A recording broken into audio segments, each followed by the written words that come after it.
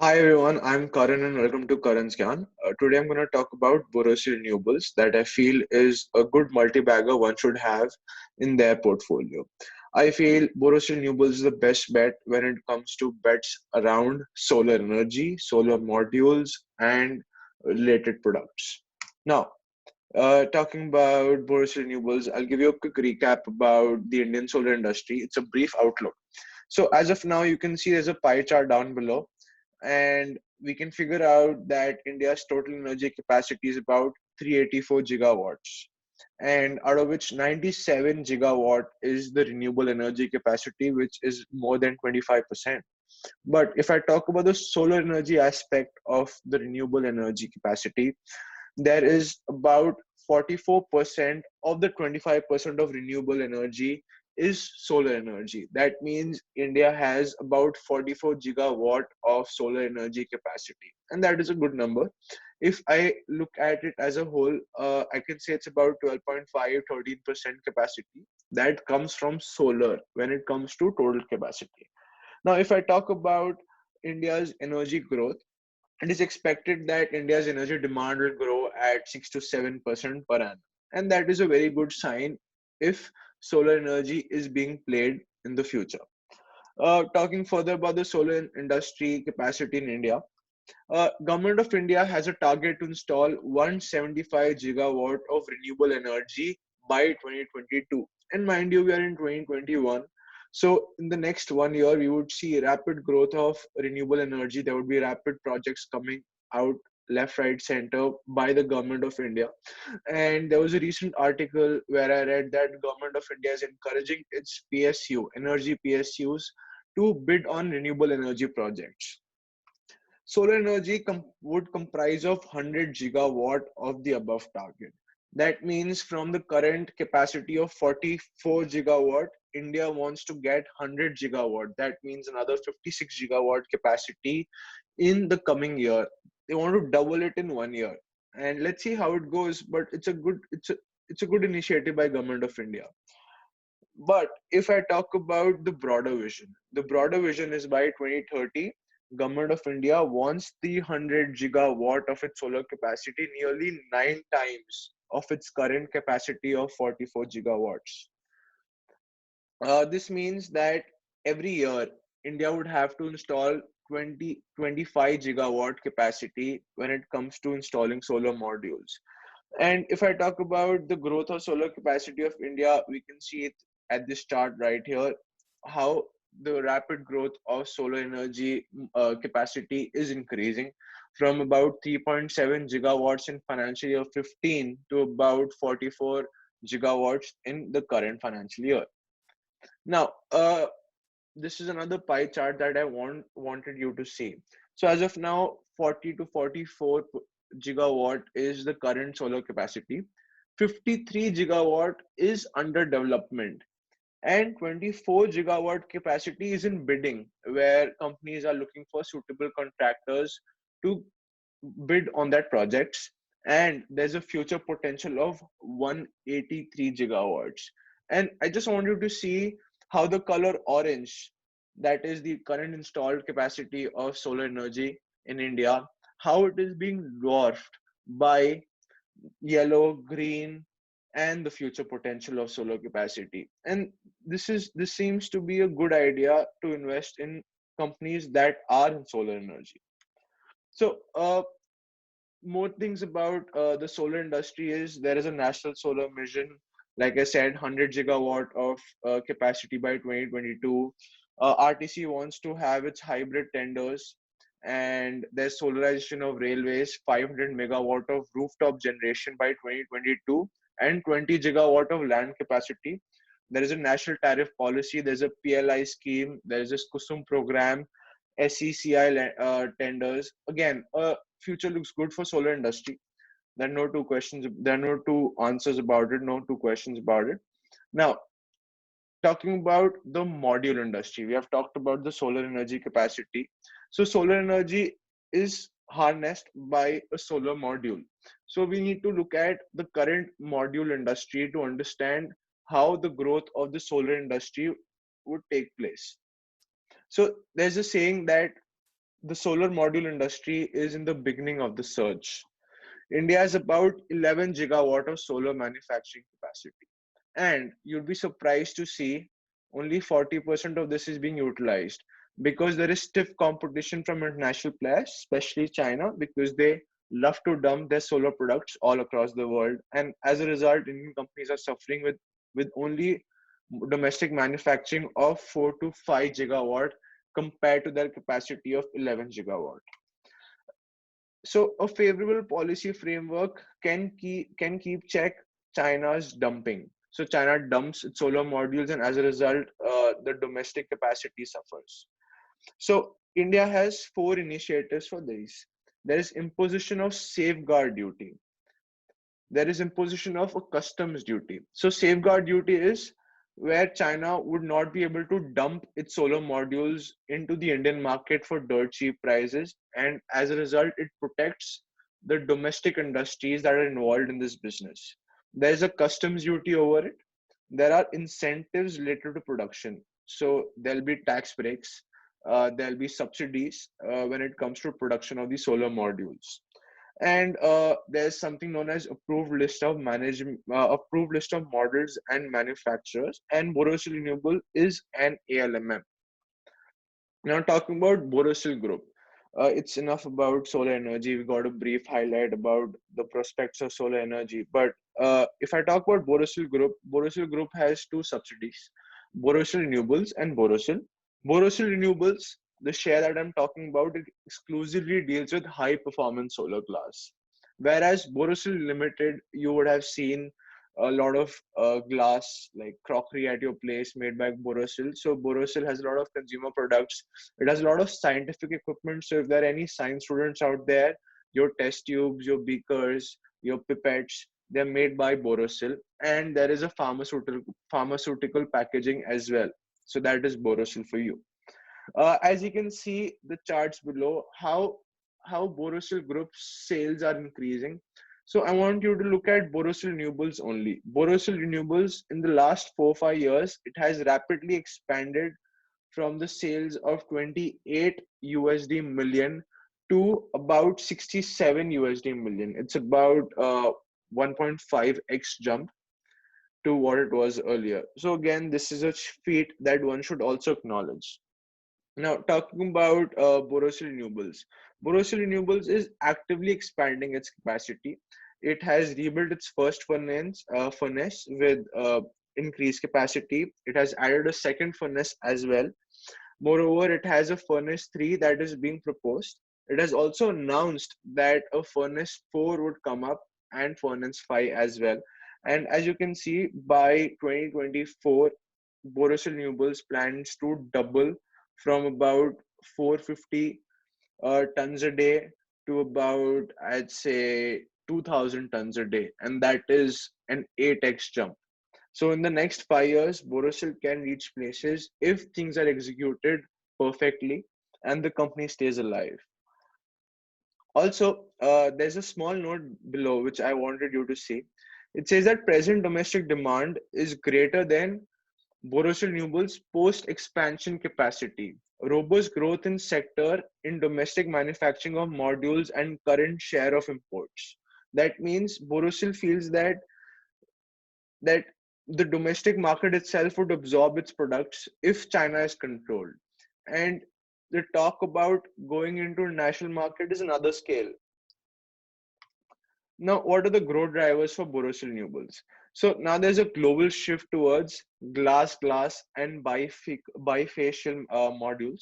So glass is basically Borosil Renewables makes a glass that is on top of a solar module that helps light pass through with ease. And there's a bifacial module, that means a module with a solar panel on both sides. That is a bifacial module. So there's a glass on up and there's glass behind.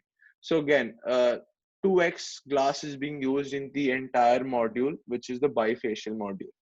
Moreover, there is a potential to increase export of solar glass, very good potential to increase exports in Europe, America, Russia, Turkey, and MENA, which is Middle East. Um, Talking about recent announcements, solar plant developers plan to add 14 gigawatt of module manufacturing. Thus, Thus, see, Borosil Renewable, it doesn't make a module. It doesn't make a solar module. What it makes is it makes the glass of the solar module. It is not making the entire module. So it is reliant on solar companies, solar module manufacturing companies to increase their capacity so that Borosil Renewables can supply more glass. There's anti-dumping duty that I've talked about. There's a levy of countervailing duty on solar tempered glass imports from Malaysia from March 2021. That means government is actively looking into its solar initiative, and good policies will be very, very good for Borosil Renewables. Again, this is a news driven share. The more news of different policies that are favorable towards domestic manufacturing of solar modules would drive this share. So let's talk about the products of Borosil Renewables. It is in different market segments. It helps in utility, scale ground, solar PV, high performance, solar rooftops, water pumps, bifacial, glass, BIPV, solar thermal projects. I won't go into details of this because I myself am not aware about most of these products, but they look interesting. And from what I've researched in this market is these five market segments are the rulers in the solar energy modules. They have different customized sizes. Their glass composition is one of the best. So what I've understood is they have two types of glasses. One is Shakti, which is high efficiency matte finish. That means it will let more light pass through, about 100% of light pass through, and it has an anti-glare solar glass. So exactly is anti-glare solar glass? So the glass should let all the light pass through. Because of glare, sometimes a portion of the incoming sun rays they get reflected, and it is these value products that will drive Borosil Renewables market share because they have done extremely good research and they have made a good pipeline of different products. They have different thicknesses of glass, they have different coatings available as well. So again, they're talking about different glass panels. These slides I have taken from the investor report of Borosil Renewables. It is the current investor report. Even you guys can have a look. I don't want to share the entire report because it had a lot of things mentioned, and it would be a complete waste of time. I would like to wrap up this video as soon as possible so that you get the most amount of content without putting a lot of effort. So they're just saying that their products have good long-term durability. Their tempered glasses are safer and stronger because at certain areas there is high wind, and because of high wind, small particles can hit the solar glass and can break it. And as a result, it's an added expense. The entire module will become bad if the glass is broken because the light won't pass through, right? And there's this another table that they've made. It's called higher transmission. It is talking about how much energy Borosil Renewable generates for each wavelength of sun ray. And if I look at the market competition, they haven't mentioned the companies because they don't want to be sued in the High Court or Supreme Court. But just for example's sake, they have said company X, H, and Y.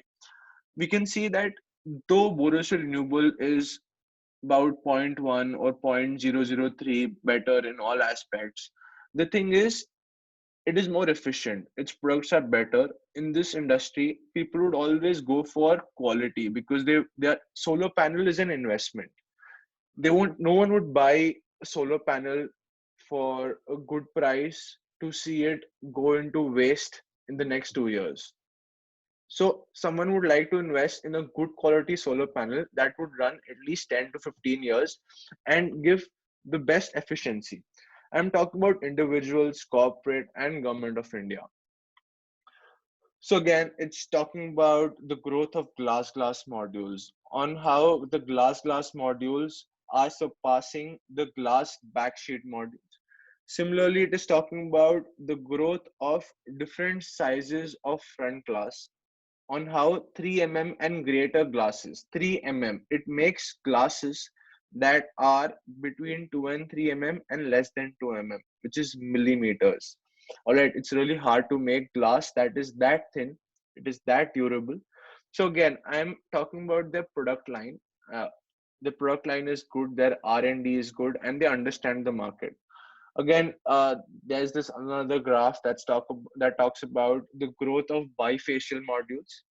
And as you can see, thinner glasses have different advantages. Thinner glasses are less in weight, they have enhanced mechanical strength, they have longer durability and least degradation. These are Borosil Renewables products.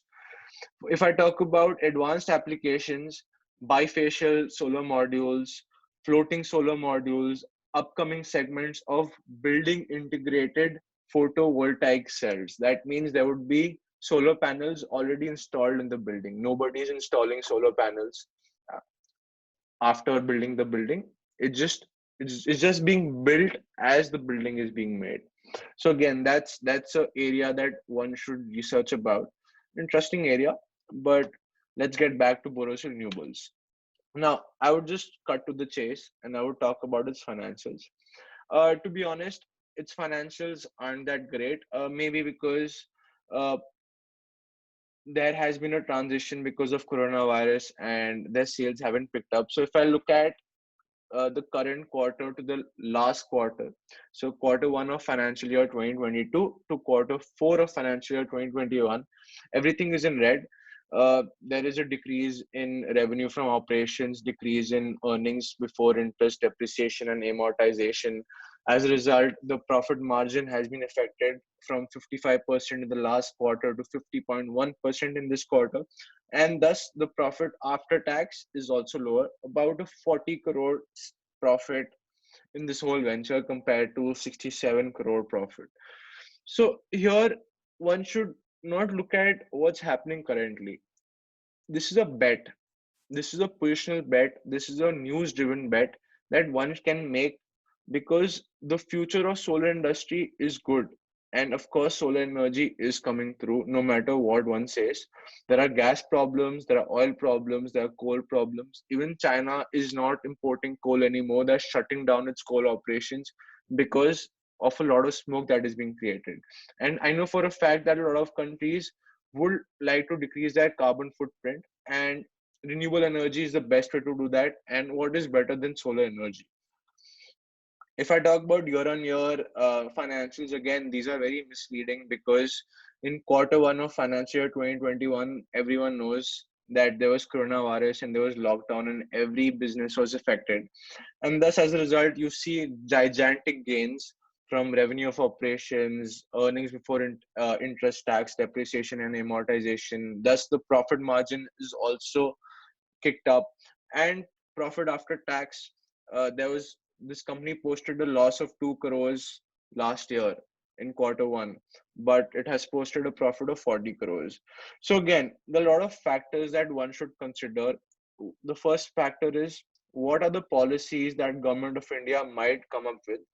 Second factor is, is coronavirus over? Because if there's another lockdown, this company can be in trouble. The company doesn't have that much cash on its balance sheets, and this is an industry where one has to survive. If you survive till you see the daylight, you would win. But if you're not able to survive till the best part, till the party starts, there's no point in investing this company. So have a look at its balance sheets, have a look at its promoters, have a look at the investors. There was an upper circuit in the share yesterday.